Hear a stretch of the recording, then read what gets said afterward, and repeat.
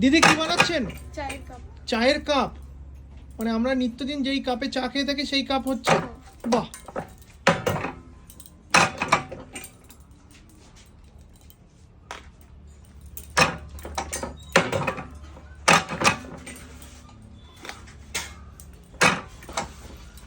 সিস্টেমটা আপনারা লক্ষ্য করুন। আর দিদির হাতটা দেখুন কত ফাস্ট চলছে।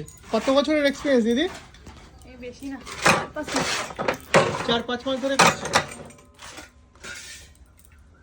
ঘন্টায় কটা করতে পারেন হাইস্ট? 400। 500। গুঁড়ো মাটি দিয়ে দিচ্ছে এই মেশিনের মধ্যে, তৈরি হয়ে যাচ্ছে চা খাওয়ার কাপ কিংবা গ্লাস, যে যেটাই বলুন না কেন। এই ঝুড়ো মাটিগুলো কিসের মাটি? মেশিন। মেশিনে ভেঙে এরকম, এই মেশিনটা দিয়ে ভেঙে এরকম ঝুড়ো করা